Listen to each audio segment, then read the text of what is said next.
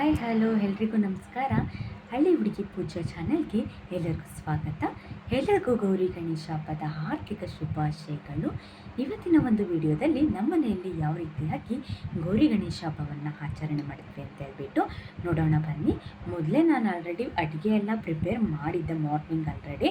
ಆಮೇಲೆ ಒಂದು ಹೊಸ ಸೀರೆ ತೊಗೊಂಡಿದ್ದೆ ಹಬ್ಬಕ್ಕೆ ಅಂತ ಹೇಳ್ಬಿಟ್ಟು ಅದನ್ನು ಉಟ್ಕೊಂಡ್ಬಿಟ್ಟು ರೆಡಿ ಆದೆ.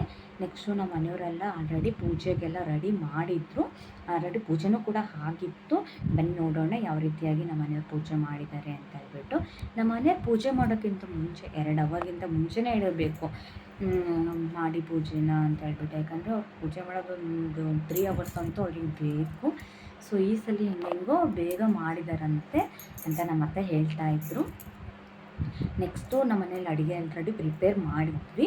ನೋಡೋಣ ಬನ್ನಿ ಏನೇನು ಪ್ರಿಪೇರ್ ಮಾಡಿದ್ದೀವಿ ಅಂತ. ಇದು ಕರಿಗಡುಬು ಅಂತ ಹೇಳ್ಬಿಟ್ಟು, ಸೊ ನಿಮಗೆಲ್ಲರಿಗೂ ಗೊತ್ತಿರ್ಬೋದು, ಇದು ಬೋಟಿ ಅಂತ ಹೇಳ್ಬಿಟ್ಟು ನಮ್ಮ ಮನೇಲಿ ಫಸ್ಟ್ ಟೈಮೇ ಪ್ರಿಪೇರ್ ಮಾಡಿರೋದು ನಾನು ಕೂಡ.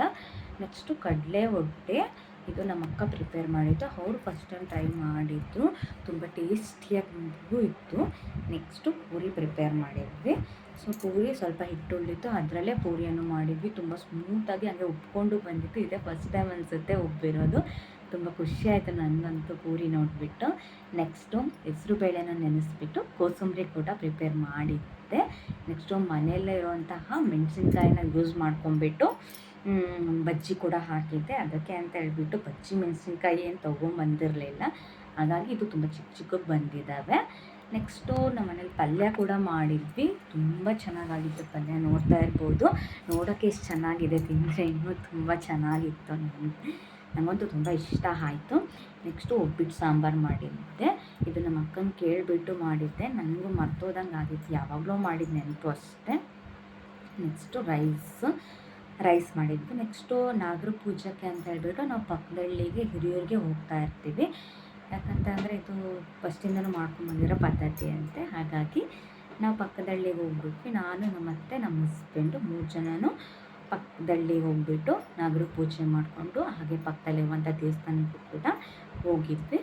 ನೆಕ್ಸ್ಟು ನಾಗರ ಕಲ್ಲು ಹತ್ರ ಹೋದ್ವಿ, ಅಲ್ಲಿ ಕೂಡ ಪೂಜೆ ಮಾಡಿದ್ವಿ. ನಂದು ಫಸ್ಟ್ ಟೈಮೇ ಇದು ಪೂಜೆ ನಂದು. ಹಾಗಾಗಿ ನಮ್ಮ ಅತ್ತೆನೇ ಎಲ್ಲ ಹೇಳ್ಕೊಟ್ರು ಯಾವ ರೀತಿ ಪೂಜೆ ಮಾಡೋದು ಅಂತ ಹೇಳ್ಬಿಟ್ಟು.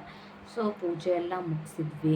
ಅಲ್ಲಿ ಎಲ್ರಿಗೂ ಕೂಡ ಬಾಗಿನ ಕೊಟ್ಬಿಟ್ಟು ಬಂದುಬಿಟ್ಟು ಪಕ್ಕದಲ್ಲೇ ನಮ್ಮ ಭೋಗನಂಜುಂಡೇಶ್ವರ ದೇವಸ್ಥಾನ ಇತ್ತು, ನಮ್ಮ ಮನೆ ದೇವರು. ಆ ದೇವಸ್ಥಾನದಲ್ಲಿ ಮಂಗಳಾರತಿ ಮಾಡಿಸ್ಕೊಂಡ್ಬಿಟ್ಟು ಸ್ವಲ್ಪ ಹೊತ್ತು ಕೂತ್ಕೊಂಡಿದ್ವಿ. ಎಷ್ಟೋ ಮನಸ್ಸಿಗೆ ಸ್ವಲ್ಪ ಸಮಾಧಾನ ಸಿಕ್ತಂಗಾಯಿತು. ಸೊ ನೆಕ್ಸ್ಟು ನಮ್ಮ ಸಂಬಂಧಿಕರು ಅಲ್ಲೇ ಸಿಕ್ಕಿದ್ರು, ಅವ್ರ ಮನೆಗೂ ಕೂಡ ಹೋದ್ವಿ.